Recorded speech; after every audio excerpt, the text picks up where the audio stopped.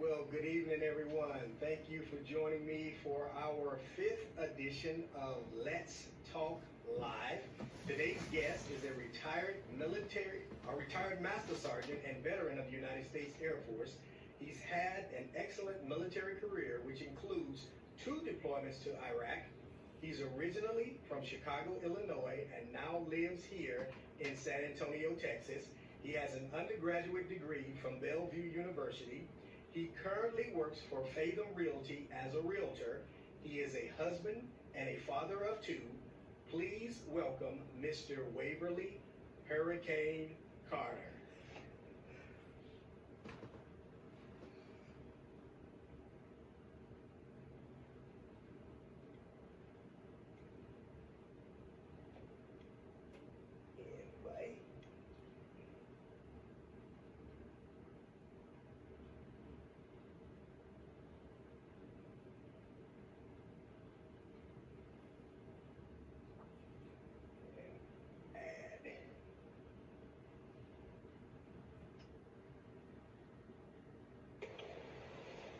All right. Good, sir. How are you? What's up, Kevin? What's good, man? You ready to do this? Yeah, as ready as I can be. Amen, amen. All right. Well, I always like to start this off with some icebreaker questions, just so we can kind of get to know you. Also, Absolutely. Tuning in, especially Waverly's friends and family, make sure you start a watch party or share this so we can get as much exposure as possible. Amen. All right, so I did give you your introduction, but in case I left something out, why don't you tell us a little bit about yourself? Oh, man, this is a hard thing because, who likes talking about themselves, to be honest with you? Very simple. I'm a man who's loved by God and had an opportunity to do a lot of great things in my life. Father of two, husband of 23 years, and a man that generally enjoys life and loves to encourage people. Awesome. Now, you have a unique name. I've never heard of anybody named Waverly. Is there a story or something that you can share with us how your parents came up with that name? Yeah, it's very easy. It was my father's name. Yeah. So I'm not a junior, but because we have the different middle names. Right. But his name was Waverly Carter as well. Now, no one usually asks me any more questions beyond that because I really don't know where it came from. Oh, somewhere in the family line. But Right. All right. Now, I'm assuming that people are going to think because I served in the Air Force, you served in the Air Force, somehow we must have crossed paths at some point, and that's how we know each other. But you and I know that's not how it happened. Tell us how we know each other and how we met. Oh, man, that's, let me see. I think it might have been about 2 years ago. And I don't know if it was O'Reilly or if it was AutoZone. Yeah, the AutoZone there. I was literally getting my battery changed, and I saw you pull up with your camper. Right. And I said, man, this guy looks cool. There's something about your spirit about you. And I was like, I got to meet this guy. And we started talking about RVing, and it just kind of went from there. Yeah. That's it. So you do remember. Yeah, I do. Absolutely. Yeah. So we both were already retired, and I don't remember ever coming across your path while we both were serving in the Air Force, right? No, not at all. Not at all. Wasn't until we got here to San Antonio. Exactly. All right. So now, do you prefer to read, to listen to music, or to watch television, and why? Man, it just depends on the mood. I would say watching television is at the lowest part on the pecking list. I just kind of don't really get into too many programs. Okay. I love podcasts. I love listening to YouTube tutorials. And I like reading, but sometimes that wanes from time to time. I'll go through bursts where I like to read. Like, I kid you not, bro, I got about 3 or 4 books at various stages. None of them complete, but still. I do like to read too. Okay. Now, bucket list. There are some people who have bucket lists, some that don't. Do you have a bucket list? And if you do, is there something on there that you have not accomplished that you would like to accomplish? Bucket list. Now, that's a tough one because there's so many things I want to do, but I think the bucket list comes down to getting different experiences. Since I've been in the Air Force, traveled a lot. And I loved a lot of those experiences and understanding what makes people tick and understanding their culture and everything. So I would say my bucket list pretty much comes down to being able to visit places I haven't been before, and and to accomplish some other goals as well. All right. Is there one place that you could think of right now that you really would like to visit and have not visited yet? I would say one of the countries in Africa. Africa, okay. Maybe Ghana. Okay. Uganda, one of those. Yeah, I would love to visit one of those countries. Okay. All right, let's transition a little bit. We know that there's a lot of things that are going on right now in the world. Yeah. Is there anything, and it doesn't have to be related to what's going on, but is there anything that really annoys you? Yeah. I mean, there's a lot of things. I mean, it's so easy to complain. Right. But that's one of the things that annoys me. Being in the military for almost 22 years. Right. It doesn't matter where I've been. You could have been in Hawaii, you could have been in Korea, you could have been in Europe. Guess what? You always run across people who complain about something. My God. Absolutely. And so I would say that's probably up there that really bothers me, is because, I think complaining, even looking at myself too, is just a form of being ungrateful. It just amazes me. I'm like, I've been to places you dream of and people are just never happy. So I would say complaining, man, that's up there. That's up there. Yeah, and like you said, I mean, it's so easy to complain. It is. It takes a little bit more effort to find something positive in the situation that you are. But everybody tends to take the easy road, which is to just complain, right? Indeed. Yes, sir. And on the flip side of that, what brings you joy? What gets you motivated, excited? What brings you joy? Oh, man, being able to invest in people and watch that take off and wherever God is shooting them to, both at home and outside the house. I don't want to use the word pride because it doesn't make sense, but just being able to, when I was in the military, being able to teach someone something and encourage them to bring out the best of who they are. Right. Man, that just, it makes me happy because it seems like I had part to do with it, but I really didn't. Right. I was just tapping inside what they already gave them. Boom, and once it goes, you just step back and watch it. And it's a beautiful thing to see, first in my family and then, to friends and, coworkers alike. Okay, all right.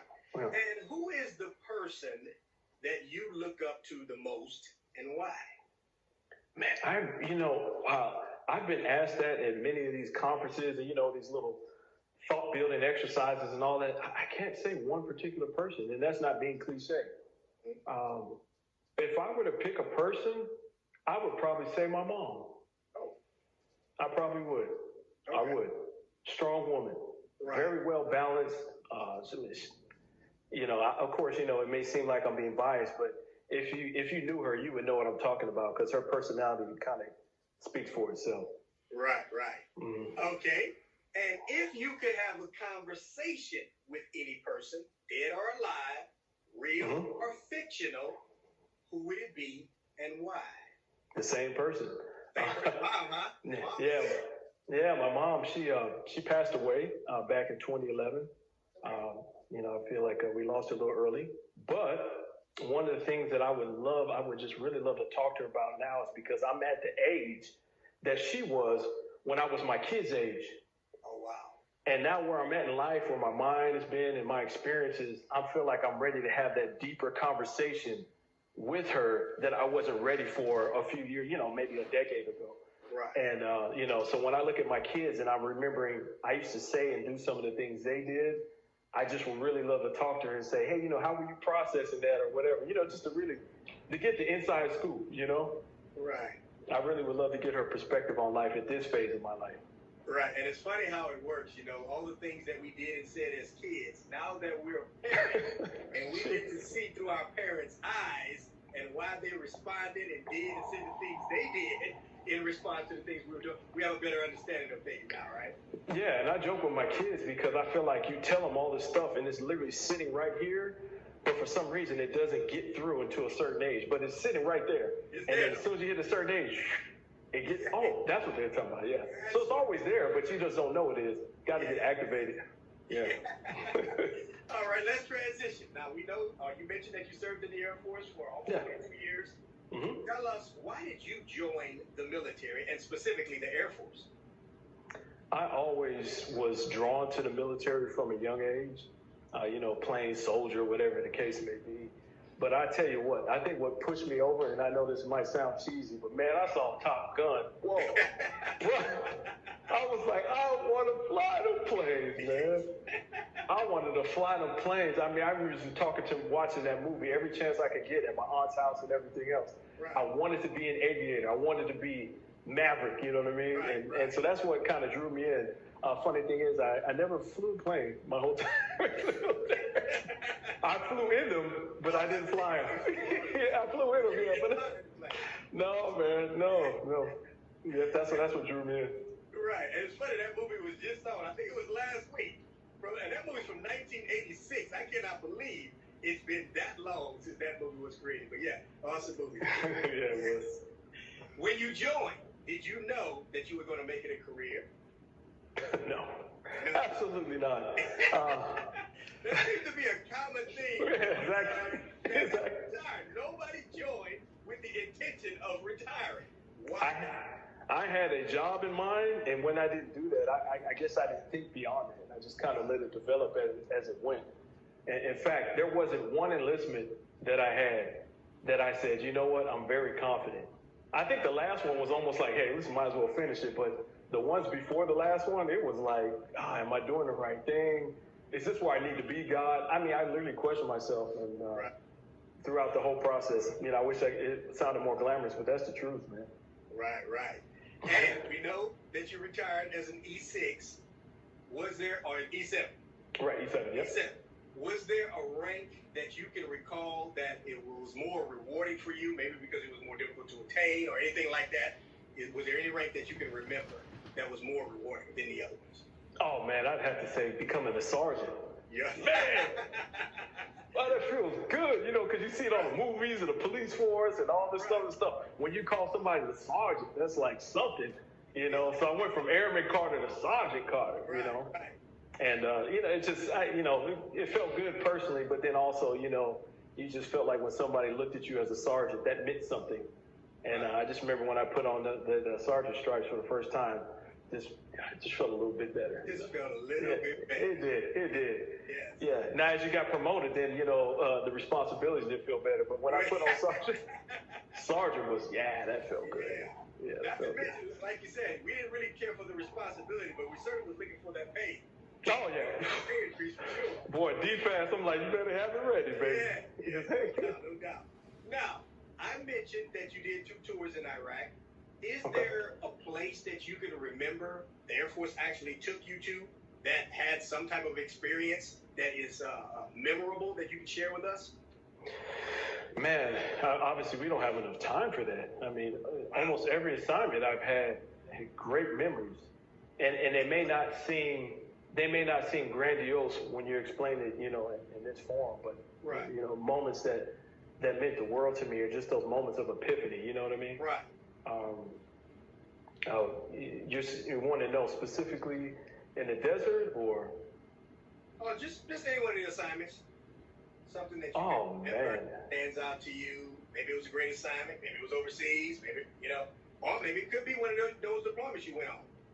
Oh, man, I have a lot.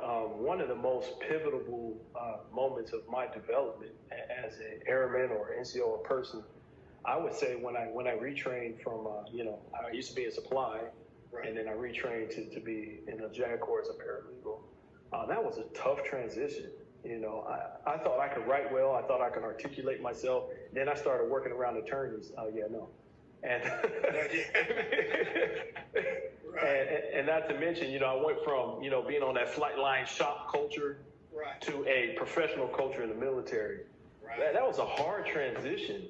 And at my first overseas assignment and everything else. And so I feel like it really helped me to develop as a person because I was constantly faced with things that I felt overwhelmed with. Right. And that was almost like the platform throughout the rest of my career that you learn how to handle stress and being overwhelmed and just being able to smile through it all. But that transition was tough because my pride was pricked. I mean, I'd be putting out my best paper. I'm like, oh, this sounds good. I'm waxing cool. I give it to my attorney. That thing looked like somebody bled all over it. with the corrections. Right. They love that red marker in the military, the red pen. Oh, So, yes. yeah. You mentioned that transition from job to job. Now you're at the point to where it's time to retire, or you have retired. Now you have to transition from the order of the military into civilian life. Do you remember that experience, and what was that like for you? Yeah, I'm on the tail end of what I call the first phase. The first phase is like the first 2-3 years. Right. So I hit 3 years retired in October officially, but I haven't worn a uniform in about 3 years. Right. And man, it's everybody has to cut their own path. You're trying to run and jump to the first thing that makes you feel comfortable because you've been in such a regimen, if you will, for so many years, and you're familiar with the territory, to going out where, hey, you can do whatever you want to do. So that's the good and bad. The good part is you can do whatever you want to do. The bad part is you don't know what you want to do. Yeah. And so I was one of those people, the latter of the two. I didn't know what I wanted to do. I just know it was time to get out. So it was difficult the first couple of years. My wife saw me a whole lot more than we ever seen each other throughout the years. Right. We were fighting who was going to check the mail, things like that. Yes. But I finally settled into my civilian shoes, and it feels good. It really does. Right. And of all the places you guys could have settled after retirement, why San Antonio, Texas? Oh, man, that's a no-brainer. Well, first of all, I married into Texas. Okay. my wife is from Texas, so I didn't have a choice. So since this is my last duty assignment location, why not? And I was stationed here before, too. So I was here for a couple of years, left for 4, and then came back and just decided, I had a good friend base here and everything else. And, of course, the wife and the family-in-law. So it was just a natural progression. Okay, no problem there. Now, there's a lot of us. I've had a few military folks on before you. We've talked about some of the effects that the military has had on us, whether it's PTSD, whether it's depression, whether it's physical ailments. Have you dealt with any of those things since you retired, or maybe while you were still in? Yeah, physically, of course, some of it comes with age, some of it just comes through repetition of different activities. But man, my body, I took some licks, like I'm sure most of us do throughout the years. And it's interesting because those things were always there when I was in, but your mindset is, I got to get through this and I got to deal with it. Yeah. So although my back was hurting, my knee was hurting, all these other things that I think is commonplace. Right. You pop that vitamin in, baby, and you just got to keep pushing. Right. But it's interesting is all those things are now talking back to me, and I noticed them more. And so you realize that you built a mental toughness to to get through those things. Mentally, man, I've taken my licks. I really have. My job was such that I really didn't even feel a reprieve sometimes. It was just nonstop. Right. I've had some assignments where you're working 6-7 days a week, 12 hours a day, and that's non-deployed, and those things tend to take a toll on you when you're a professional. And, you can only keep that pace for so long. I call it when you're surging, that's good for certain times, but when you're maintaining it for a few years on end, it definitely has a toll on you. And I would be remiss to say it didn't affect me sometimes. Okay. It really did. Right. And as you were talking, I was thinking about like professional athletes, because I'm trying to think of a career field that is similar to the military in the sense, like you mentioned, that we have to work through pain. If you're in the military, and especially the more rank you gain, you cannot afford to just miss time because something is ailing you. Because we know now they can medically evaluate you now. So exactly. We are one of the unique institutions that know how to work through pain because we have to. You know what I mean? And I think about sports athletes, they do the same thing to some degree, but they get somewhat of a break during the off season. Well, there was no off season for us, especially career airmen or career military. You had to work through pain. But unfortunately, on the other end, we now suffer some of the effects of working through all that pain. And for you, have you taken care of the VA portion, the disability portion of your military career? Have you dealt with that? I did. I mean, I was fortunate enough to, I spent, now here's the thing, it may sound weird, but I spent a lot of time in the sauna. And at a base gym at the sauna, you know who's there? all the old heads with all their bikes. And so all the things, 10 years before I got out, I didn't want to hear it. I'm like, I'm trying to get back to work and all this other stuff, old man. But as I got close to retirement, boy, I was locked in. I was like, huh, what's that? And so they were telling me, document, do this, that, and the other. And so, one of the best advice I got was to, just see one of the VSOs and just kind of help you sort through everything because, my tendency is I'm fine, whatever, Right. I know I can't lift my shoulder, but, I'm okay. Exactly. And they're like, let's change your mindset there, rookie. Absolutely. So yeah, I did. Yeah. And I was so fortunate because, just like a lot of men in the military, we always think that we're okay. Even when it came to trying to apply for whatever disability I was going to get, I was a little reluctant because I just didn't want to admit that anything was wrong. But I was glad I had a great transition program that really, I guess they have had enough of people saying, they didn't file for it because they didn't really think they deserved it. Things like that. So they were really pushing the fact that, no, just go ahead and put whatever you think is wrong. Everything that you think is wrong, you need to put it on there. Right. It's so funny because I think I mentioned this the last time I had a military guy on. The things that I thought that I would have got a percentage for, I did not. The things that I did not because I thought it was just ridiculous are the things that I actually got a percentage for. So, and now that I'm looking at what I'm going through physically, mentally, and all those things for my military career, I know that I deserve every penny that I get as far as VA. But when I was filing for it, I didn't feel that way. I did not. I don't know if it was my pride getting in the way. Go ahead. No, it's funny that you say that because I remember it was almost like a badge of honor when you came and, your medical file the first few years was like that. Right, paper thin. And then as I started going, I passed volume 1. Then a few years past volume 2. I'm like, oh, man. But then after I got the 2 volumes, I'm like, hey, well, this actually might have some stuff in there. So, Right. All right. Now, this is a question, hypothetical question here. Yeah. If you could speak to the Secretary of the Air Force, and that person would allow you to make one change to the Air Force, either based on your experience or some of the changes that we see now with the military, is there anything that you would recommend to change and why? Promote people on a peer-based review. Explain that for those who don't know what that means. As with any system, there are ways to work that system.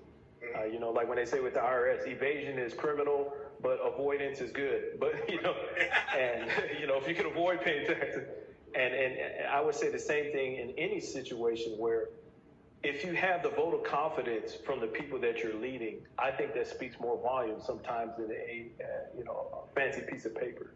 Okay. It really does. Because people are, I guess, quote unquote, voting you in. But I think that would go a long way because I think there was a disconnect, and I think you might be able to relate with this, that people were good on paper, but they probably weren't the best to be leading people just because not just the competency, but they just didn't have the temperament. There's more than technical competency. There's the people element that's also missed out. And I think that's what we're seeing some of the results of years of that being ignored right now. And it's funny because that lines right up with some of the things that I always share with my wife, that I've always had a problem, especially with the Air Force, with the way that they promote. A lot of folks, if you can test well, then you can promote. It doesn't matter whether you are equipped to be a leader or a supervisor or not. It doesn't matter if you have the right temperament, like you said, or the competence, or the maturity to lead. As long as you can test well, you can get a stripe and go start leading people. And I think that has done a huge disservice to the Air Force. Yeah. All right, so now let's talk about your current career. I mentioned that you are a realtor. Did you choose that field? Because that's obviously something different than what you did for the Air Force. Yeah, absolutely. Because it was non-legal. No, I'm joking. No, I chose it. It was almost like a natural segue. As you know, you go through your phases of figuring out what you want to be when you grow up, when you get out. And so I got my license maybe about a year before I got out. And I got out, I started off in property management.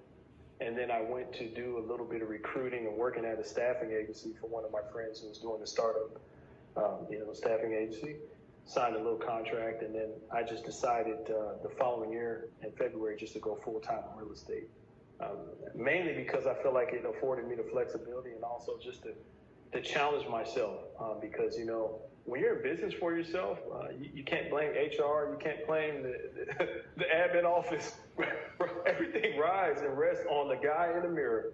And so for me, it's a gut check, and it challenged me to be honest with myself, to, you know, get up, get going, push forward, and just push through the natural doubts and hesitations that you have as a business owner. So I like the challenge, and also like helping people. You get both of them. You could be a good realtor, technically competent, but then you can also learn how to be a good business person. So I'm growing. I'm trying to grow in that business competency because, you know, doing your job well, you know, that's ingrained in you. But being a business person is different in the military. You know, you could throw off $10,000 on computers in the military, but in the business, no. I only spend money on things that have a return on my investment, my friend. Right. You know. Yeah. Now that process for getting licensed, I'm assuming that there was some testing involved. Was it difficult to get licensed to be a realtor? I don't think it's difficult. I think the difficult part is administering your business. To get your license, you have a lot of tests and everything else. And most people, if you're paying attention to the material, you can get it because they're teaching you the functions of the law and what it takes and some of the parameters. But learning how to apply that in real life, you have to get contact. You have to engage people. You got to talk to people, and all those teachings got to kind of make sense. And it's a field where, quite honestly, there's so many facets to this field that I learned something. Not only every contract or transaction I do, but just constantly taking my continuing education. I'm always learning something. I mean, it's so deep. Real estate is a very deep topic, to say the least. Right. Now, how has the corona pandemic affected the realty industry or your family and life? How has that affected you guys? Obviously, there's some small nuances with precautions you got to take. But overall, not really much. You just learn how to transition. Right. So you just like any other thing, you got to figure, okay, I can't do open houses, so now I need to do this. Right. I can't do this, so now I need to do that. So there's still people out there. At least our market is very good right now. Oh, so there wasn't a decline in people wanting houses. There was a decline overall, right. But I can say we're still here in San Antonio. There's still people coming. There's still desire, and there's still not enough inventory. Right. So there's still a pretty good demand, and prices haven't, dropped at all that much. So that's been a good thing for business on that side. And I've had some closings during this time too, but it's just not the feeling. And so if you want to talk about the feel of the industry, it doesn't feel like a normal June. It didn't feel like a normal May, but stuff is still going on. If I could summarize. Okay, gotcha. Now you and I, we spoke through text. And you mentioned that you also work for CRU Military. And I'm assuming that's volunteer, right? Correct. Tell us about that because I had never heard of that until you mentioned it. I had to go look it up. Tell us a little bit about CRU Military. Well, I mean, in a nutshell, the organization it used to be called Campus Crusades for Christ. Okay. And then they rebranded, a few years ago. I don't know, with Bill Bright, who was the founder. They rebranded it to call themselves CRU, C-R-U. And so they have different arms of that organization that are different places. And so CRU Military, the ministry focuses primarily on military bases. And so there's several components in that. The part that I'm part of is the basic training. There's a presence of CRU on every basic training base here in the States, every single one. And so the function of that ministry is to kind of teach spiritual foundations in support of the chaplains program to teach spiritual foundations through the Bible. So we have like the 9 classes, Alpha through Alpha through Hotel, and the different classes where they start off with what is the gospel, and then they just kind of walk you through what's faith, what's grace about, how can we be sure, and things of that nature. So I've been having an opportunity to go teach those that come to that in basic training. Not recently, of course, because of all this, but that's what's fine. Okay, I mentioned that you were born in Chicago. Did you also grow up in Chicago? I did. Yes, I did. What was life like for you growing up in the mean streets of Chicago? Oh, man. So, depending on where you grew up, depending on your experience. And I would say it was exciting, fun, and dangerous at the same time. I enjoyed my childhood. I really did. I had some great friends. I had, you had your certain groups of friends, you know. I had some of the knuckleheads I hung around. I had the cool ones and everything in between. So I have experiences based on the group I was hanging around. But overall, it was very good. It taught you how to be tough, mentally, physically, and how to endure different things. And so for that, I appreciate it. I didn't like it all the time when I was in it. But man, that was very instrumental throughout my whole life because it just really built a resolve in me that kind of carried me through my adult life in the military. It really did. Right, right. And growing up in Chicago, or whether in the military, or even now in San Antonio, have you ever experienced racism, and what was that like? Yeah, that's an interesting question because that's the question of the day. Everybody's Oh, yes. Absolutely. You experience racism, but I'll be honest with you. When it comes to Chicago, my first two high schools were in Chicago, and my third one was in the suburbs. And it was at the third one when I kind of got the experience of, wow, there's other people other than black folks. Right. Because when I grew up in the city, we really didn't interact with anybody other than black folks. Because that was all around. Right. Only when you went downtown or maybe to some sports camp or something. But that wasn't even, a huge factor in my life until I moved to the suburbs. And so as far as racism, I mean, some of it was direct. Some of it was a passive aggressiveness. Right. But it's kind of hard to capture all this right now, but I went through a different evolution of how I take things. Obviously, I see it as racist. Even today, I mean, there's some houses I walk in here in San Antonio, high-end homes, and they have an open house. As soon as you walk in, I get the look. Like you could hide your words, but you can't hide what's in your face. No. It's like, and you already know. It's like, what are you doing here? So can I, deliberately accuse somebody of it? No, but I have enough experience in life to say, okay, I got it. They're uncomfortable because I'm here. And I try to put them at ease, you know what I mean? Or, whatever. But I kind of don't. I know it's real. I know those things are going on. But for me, man, life is just so short to be worried about who likes me and who doesn't. Right. I just don't have time. I don't have the bandwidth for that. Right. I really don't. Right. And I've been called, the N-word and all this other stuff. But I try not to, even though I know it's there, I try not to dwell on it because I feel like I don't want it to define me. Because anger is something that I can naturally latch onto. And once that thing starts building momentum, I don't want to be that guy. You know what I mean? Right. Now, have you guys experienced this? My wife and I, we obviously are different races. Yeah. I'm African American. My wife is a Mexican American. Mm-hmm. And we have experienced in the short time that we've been married. Yeah. We've seen the looks. We've seen how people, like you said, they may not say nothing, but you can read it on their face. Have you and your wife experienced anything like that? Absolutely. In fact, even a couple weeks ago, we're at La Cantera. We used to get a lot when I first got married, but we passed a group of sisters, and there's my wife. They live, they gave it a what for? So yeah, she got the look. I mean, we still get it today. Or I look at it like, what are you doing with her? And it even happens sometimes in my wife's circles. When I'm around the Mexicans, they're like, okay, what is this guy doing here?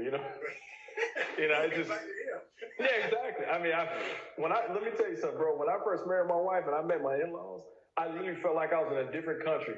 I kid you not. That was an experience for the ages. But yeah, I just kind of, you get built for that when you travel and see all those things. You kind of roll with them, Right. Let's go back about 3 weeks ago now. We all have seen the video of George Floyd. Right.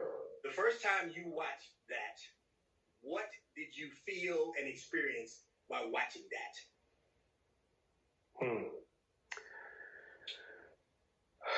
I was angry. I was very angry. I guess if I were to summarize how I'm feeling, I was angry because it was just another reminder of what this world is like. It has a tremendous amount of potential, but it never delivers. And, to see those things, whether it's recorded or not, everybody says these things. But for me as a believer in Christ, it's hard because I understand that this world is broken, man. It really is. Mm-hmm. It really is. And like I said, throughout my travels, I've always wanted to see what made people tick and everything else. And what I found out is in any culture, in any society, people are always going to be marginalized, and some people suffer more than others.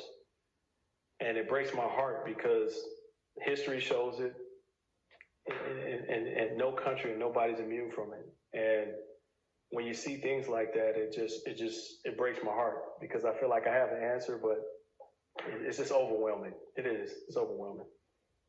Right. And, I can, for myself, I've been quiet about issues like this for a long time. Nobody really knew how I felt about things because as a pastor, as a man of God, I felt I had to stay neutral. And if I can't say things that doesn't sound like I'm leaning to one side, I would just be quiet. But when I saw that video, something broke in my spirit. And it finally, I felt like it was time for me to come out. And I posted some things that I know were controversial, and I did it on purpose because I wanted the people that think they know me to really know how I feel about racism, discrimination, segregation. Because there are people who still believe that racism doesn't exist. They think that we have come a long way, but I'm finding more and more, and we just had another incident with Rayshard Brooks. It's not so much that we've have come a long way. I think the racism and discrimination is taking a different form, is what it is. And watching those videos, I said this to my wife and I said it to others. If we did not have those videos, we probably wouldn't know who George Floyd is right now. We wouldn't know who Rayshard Brooks is right now. And it pains me to know, like you said, that our world is broken. I'm a believer. I know that you're a believer. We all have faith. We all know who we are in Christ. But as a human being, it still hurts to see things like that going on. Because even when Jesus was here, he was all God, he was all man, but yet he still had compassion for people. Why did he have compassion when he already knew who he was? He knew, for instance, like with Lazarus, that he was going to raise him from the dead, but yet he still wept because his sisters were weeping for him. So it's okay to still have compassion for even social issues and economic issues and things like that, even though we are believers. Agree or disagree? Yeah, I do. But for me, I feel like we have the answer, but it may not be popular. Mm-hmm. I can look around my own neighborhood, even apart from we know the systemic racism in America. Right. I could look at my own neighborhood and call out all these things. And, to me, I guess as a believer, I see things very binary. So it's either you have life of God or you don't. Right. I could call out the ills of this world all the time, and that's where our focus would be, literally. Right. I could, in a handful of things in countries I've seen, where there's always a group that's marginalized that are treated horribly. Mm-hmm. I literally could rattle off several countries I've been to and tell you. But the thing I'm getting at is, either you know God or don't. And when you don't know the love of God and you haven't experienced for yourself, it's hard to articulate that to a hard world because your answers are always going to be something from a source that's never going to be the answer. Right. So you could get angry, you could do all this, but it's always going to almost be the status quo until God changes the individual. Right. And so that's always been my goal. Like I said again, just trying to not only live the gospel, but whoever is willing to listen. Right. Because for me, that's the shortcut. Because in the gospel, you have everything. You have value. We're all on the same page and all that other stuff. But yet, it's. I think it's easier to gravitate to something that makes us feel like it's going to work like a person or something. And to me, the answers are never going to come from the Marys, And that's what hurts me more about anything else. It really does, Okay. Last two questions for you. Yeah, shoot. If you were given $1 million, but there was conditions with this $1 million, you could either spend it on one thing for you and your family, one thing, or you can give it to one cause. What would you do and why? Those are your only two options. I would probably give it to a lot of different people. I would love to be like a secret Santa, if you will. You know what I mean? I would love that, just to bless people without them even knowing where it came from. Wow, that's awesome. I would love to do that without having to worry about money, you know. And I got a few friends back in Chicago and other people, you know, just blessing people. That's all. It would do me good. Awesome, awesome. And the last question of the night. Yes, sir. Knowing what you know now, what advice would you give to the younger version of yourself? All the things that you've experienced, all the wisdom that you've now gained, if you can go and talk to that young guy, because you now know what he's going to be facing down the road, what advice would you give him so that he can either negotiate things a little bit better, or maybe you want things to stay exactly the same? That dude, I would tell him just one word and one word only. Listen. Listen. Listen. Listen, young man. Wow. That's funny because another military guy, he said the same thing. Yep. Just listen. Listen. You got to listen. Yeah. Yep. Listen. And why would it be so important to listen? What's the value in that? Because listening forces you to be empathetic to the person who's communicating. Right. I don't know if you saw my post. I posted something on Facebook, and you know, you're talking about all this race and everything else. If someone would just listen to what's, even though you don't understand, sometimes when you listen to what somebody's doing, maybe you might be able to see from their perspective, and that can make all the difference. In my marriage, with my friends at work, if I were to listen better, man. So. Yeah. And I'm glad you mentioned that because I did want to ask you this question too. Yes, I do notice that you post a lot of faith-based, inspirational type live messages. Tell us about that. What made you or what motivated you to do that, and why are you doing that? I don't like doing it, to be honest with you. Oh. Okay. But the reason I do it is because I feel like when God gives you something, it's not for you to hold on to. Right. And so for some reason, when I say things and encourage people, it helps them out. Mine naturally don't want to do those things. I feel uncomfortable, even with this interview, knowing that somebody else other than us might be watching this. Right. But I've learned to be comfortable, being uncomfortable, and just saying, if God's given me something, it's for me to bless other people with. Right. And so I may not be for everybody, and that's okay. That's okay. But whoever he's called me to speak to, I want to reach them somehow in some way. Right. All right, man. Well, this has been awesome, man. I'm glad we've had an opportunity Absolutely. to know Waverly Carter a little bit better. You know, we've got some inside stuff on you now. Certainly appreciate you agreeing to be a part of this so that we can kind of keep this Let's Talk Live stuff going. As those who already know, each week I try to bring on a different guest. And the reason that I'm doing this is because I've noticed on Instagram that a lot of celebrities, they were talking celeb to celeb because they got a lot of free time now. But we know that when they go back to work, they're going to disappear. I didn't notice anybody doing anything like this on Facebook. So I wanted to start something on Facebook and just talk to regular people. Because I know that we all have a story, we got something that we can share, or we have something that can be a blessing to somebody else. So that's why we do this. But until next week, I will always wait until the day of to let you know who our next guest is. Well, that's all that I have for you on Let's Talk Live. I will see you all next week, and thank you again, my brother. Appreciate you. You too, man. Thank you. I appreciate it. All right, have a blessed day. You too, brother.